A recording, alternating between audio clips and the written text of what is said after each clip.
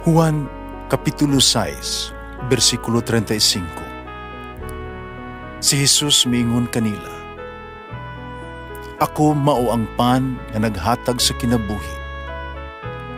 Ang muari kanako dili nagayod gutomon, ug ang mutuo kanako dili nagayod uhawon."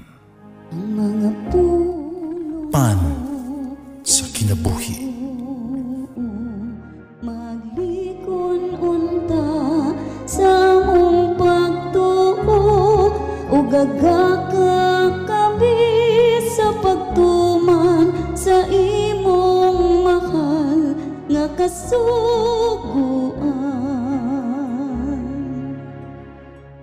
Ang Ginoo manaa kaninyo. Ang Santos ng Ebanghelyo sumala ni San Mateo. Nagpipila ka mga tao, nagdalag mga bata ngadto kang Hesus aron iyahang itapion kanila ang iyang mga kamot ug magampo alang kanila. Manay kasab-an sa mga tinun-an kadto mga tawhana. Si Hesus miingon, "Paariya kanako ang mga bata, ayaw sila pagpugni kay ang gingharian sa langit ila sa mga sama kanila." Ug iyang kitapion ang iyang mga kamot ug unya milakaw siya. Ang Ebanghelyo sa Ginoo. Pasalamati ang Ginoo kay siya maayo, ang iyang gugma mulungtad hangtod sa kahangturan. Pasalamati ang Dios sa tanang mga Diyos, ang iyang gugma malungtaron. Pasalamati ang Ginoo sa mga Ginoo, ang iyang gugma malungtaron.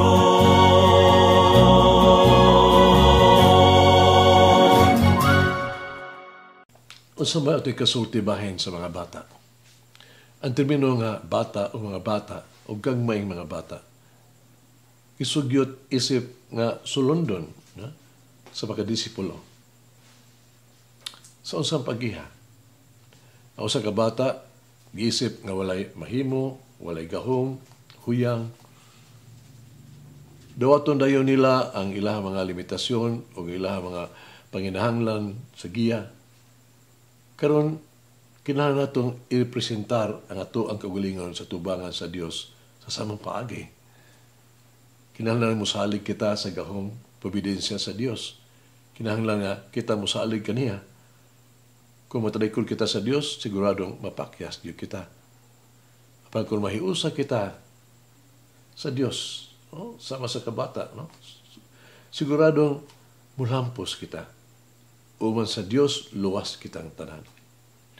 Kitang, apan kung wala ang Diyos, kita mawala. Wala kita mahimo. Kaya tanan nagsalig sa Diyos.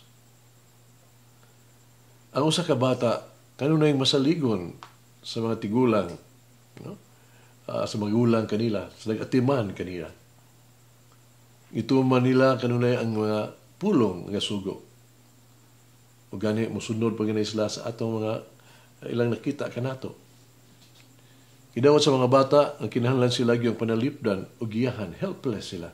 Kinahanglan ito ang pagtabang. Karon, kinahanglan usab natong i-representar ang ato ang kaugalingon nga sa Dios sa samang paagi. Kinahanglan kita musalig sa Dios, musalig sa iyang mga pamaagi.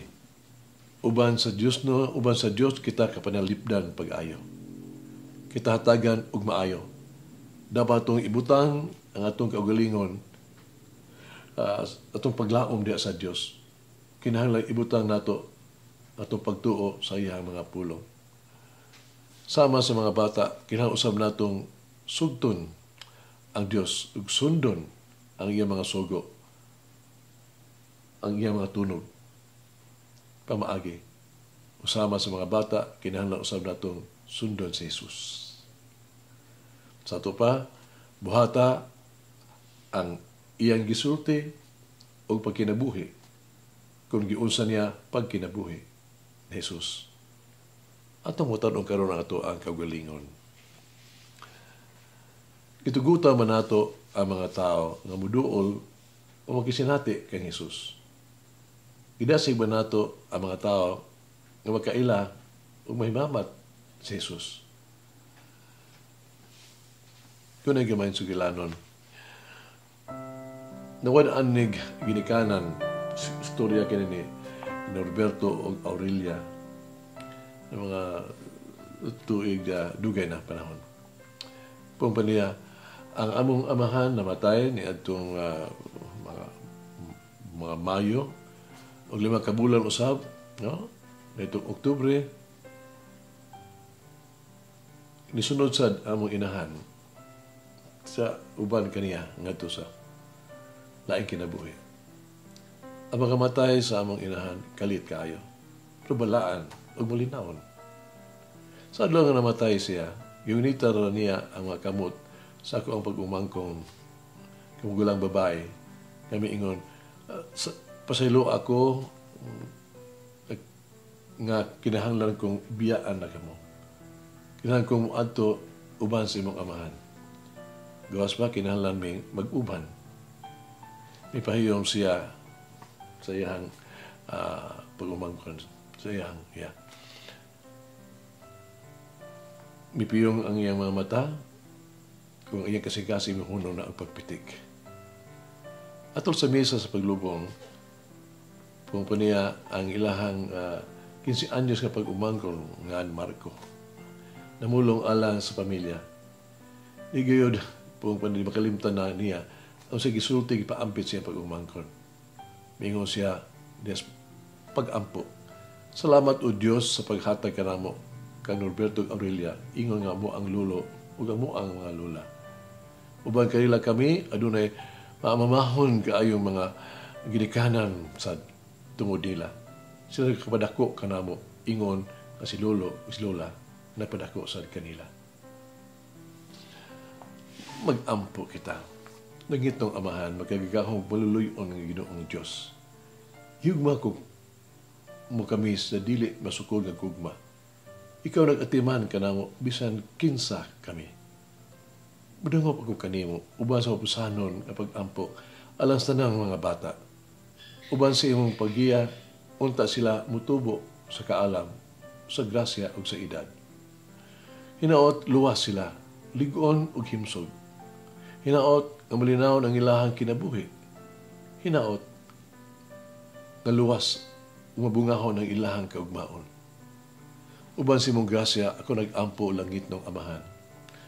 Wa ako ang maluluy o matinugdanon nga Diyos. Hinaot nga sila kanunay makakaplag o gugma o higugmaon. Hinaot nga sila kanunay mapanalipdan o maayong magiyahan. Hinaot nga kanunay silang muanak kanimo unay gugma, higugmaon kanimo. Amen.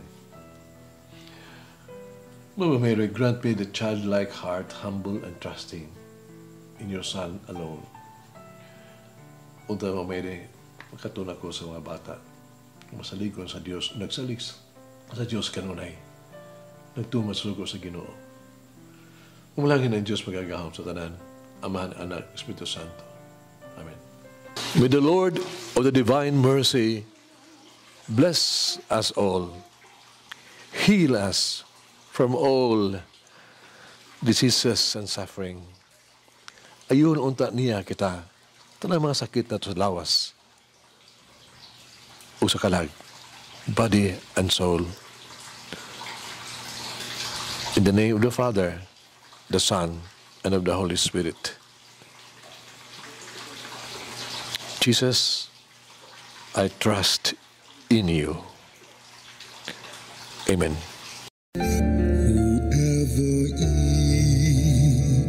The bread of life will never hunger, says the Lord.